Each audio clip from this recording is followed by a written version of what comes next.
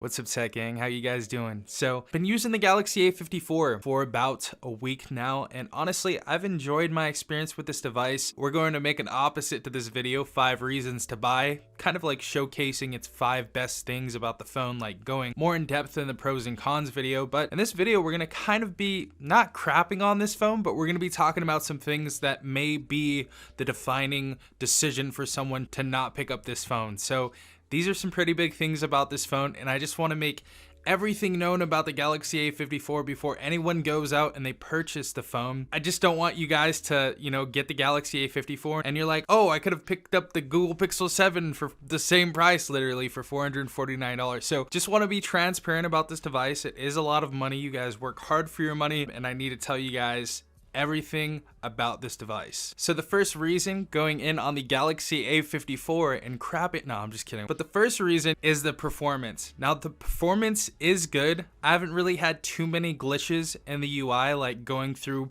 certain applications, playing video games and stuff. Obviously, it's not the greatest. There are better chipsets out there at the same price. Obviously, the Google Pixel 7, even some used Samsung devices people have been saying. I'm not gonna add those to the list because they're not completely new phones. That is going to be ultimately your decision. Obviously, there's battery draining, there's lack of operating system updates and things of that nature. But again, there are better chipsets out there. Pixel 6a, Pixel 7, even the OnePlus 10 today, that's like a $460 phone now or something like that. I'll pop it on the screen right here, but that has a Snapdragon 8 Gen 1 inside of it. So there are many other devices to choose from, and we're kind of in a weird place in the phone industry right now where we're just so spoiled that in 2023, this doesn't even look like an appetizing option to a lot of people, and they've made their statements known in the comment section, trust me. But obviously, if you want the best performance out of your phone, get a OnePlus 10, get a Pixel 7, get the Pixel 6a, that is all your decision. Obviously, you can get those devices 100% brand new for around the same price or even cheaper with the Pixel 6a. So I just have to make that known. Those chipsets inside of there, the RAM inside those devices, the optimization just alone for Google devices with their in-house Tensor G2 chip in the Pixel 7, magnificent, beautiful. It's going to beat out the Exynos 1380 any day of the week. Those devices are going to be great buys, and they may be a little bit more appealing than the Galaxy A54. So second reason is the camera stabilization. And this is kind of a big one, and it's something that I kind of scanned over on the Galaxy A54 camera review, and it's something that I have to make amends with. I have to make it right. The camera stabilization on this device compared to devices in the price range is terrible. Compared to the Pixel 6a, compared to the Pixel 7, compared to a renewed Galaxy S21 or S22.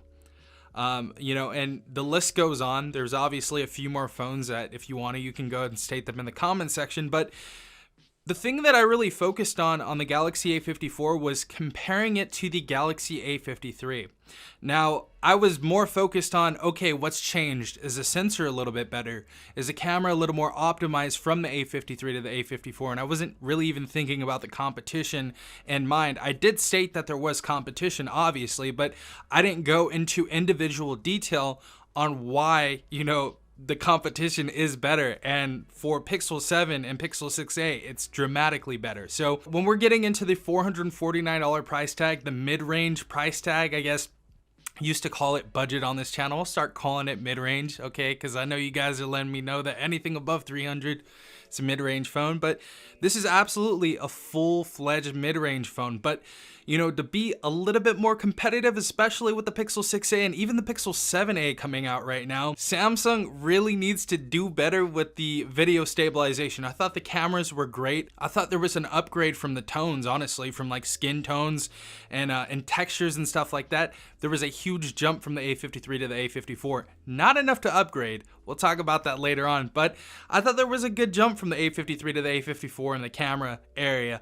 But the stabilization, not anywhere near the Pixel 6a, not anywhere near the Pixel 7. So Samsung really needs to get better with that. And if the camera is a super important thing to you, like you film your kids' soccer games, you're creative, you take photos all the time, you take videos all the time, you're a video creator because that's becoming a career to a lot of people. Their business is on social media and stuff like that. The Pixel 7 and the Pixel 6a and seemingly the Pixel 7a that's about to come out is going to be absolutely a better option for you. So Samsung, video stabilization needs to get better because you are a huge player in the game now, and I know they're super popular because this device is popular not only in the US but overseas, and they've been the best-selling phone, I think the A50 series, for like the last 3 years. So video stabilization needs to get better because they need to compete. And that segues us into the third reason to avoid the Galaxy A54. There are so many different options to choose from right now. We have the Pixel 7a coming out, we have the Pixel 7, again, the Pixel 6a, all better chipsets inside of these devices, all better cameras inside of these devices. We're in a weird spot, as I said again, where this phone may not even be appealing to a lot of people. I love that they changed the back of the device from plastic to glass.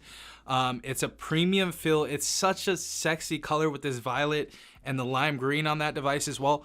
Absolutely love these devices. I think they are beautiful devices, and I think in 2021 people would have like went bananas because of these devices, but in 2023 it's not like that anymore. I still think they're a player in the game. Samsung's a player in the game, but they are not the best player in the game as much as like mid-range and, you know, budget phones go. They're killing it with the S line that they release each year, but I think Google's really going to take over soon if they don't get their stuff together. And I totally understand, you know, that there are people out there that, you know, like One UI and they like Samsung's UI, so they're going to keep buying Galaxy A series devices. But for a lot of other people out there that have no brand loyalty and they're just trying to get the best bang for their buck out there, they're going to move elsewhere soon. And I'm going to be telling you guys if you need to. Fourth reason to avoid this device. There are two things on here that are going to kind of piss off a couple of people that wanted this A series device. And first one is for the audiophiles, and that is going to be that there is no headphone jack on here. So anybody that uses like Sennheisers, AKGs, you know, they like making music on their device, they edit stuff, they produce, they, you know, some people even use their phone to like make songs and stuff and sing, which is honestly pretty cool. There is no headphone jack on here. Obviously you can use a dongle. That's something that you can, you know, get around that conflict with, but you know, some people like to have their earbuds plugged in and they want to have their charger plugged in, and it's kind of like a thing. And there's some people that don't want to use wireless earbuds. So, you know, those are some issues that are right there. The other issue is that there is no wireless charging. So for people that have their smart home or their office or their bedroom super optimized to wireless charging everything, because you have to know there's a crowd of people out there that use wireless charging for absolutely everything. And if the product isn't optimized to the lifestyle that they have, where they can just drop it on the table and go and drop it on their pad, this may not be the phone for you. So no headphone jack and no wireless charging on this device, which kind of sucks because we do have a glass back and that could have happened. And last but not least, the fifth reason to avoid, and this is something that I feel like a lot of people have really talked about in the comment section, the bezels are really big. So the bezels are really big. The screen to body ratio isn't as good, I don't think, even as the Galaxy A53. I wish that the bezels were a little bit slimmer. Honestly, I don't mind, and I think it's something that Samsung does just to define the A series from the S series, just like what they do between the A34 and A54, that, you know, half circle or teardrop notches on the A34, and we have the hole punch always on an A50 series.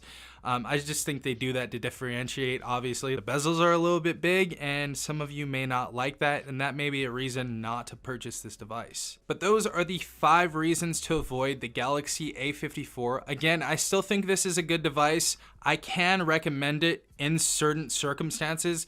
Even $449, I don't think this is a bad device by any means. I just want to be transparent that there are many other better deals out there if you guys are wanting bang for buck. But if you are loyal to the A series and you like Samsung One UI and you're kind of used to that, you kind of have like that home vibe for it and you just love it, you know, this is a good device. The Galaxy A54 is still a good device, and we have 5 other reasons to actually pick up this device. So anybody that's on the fence about that video will be coming out after this video, and you know, we're going to be talking about some great things that are on this device as well. But again, I hope you guys enjoyed this video, and if you did enjoy, definitely hit that like button, consider subscribing if you guys want to be a part of the tech gang, and hit the notification bell if you guys want to be notified every time I upload a new video. But this has been Safan from TechRight. Hopefully you guys have a blessed day. Peace out, tech gang.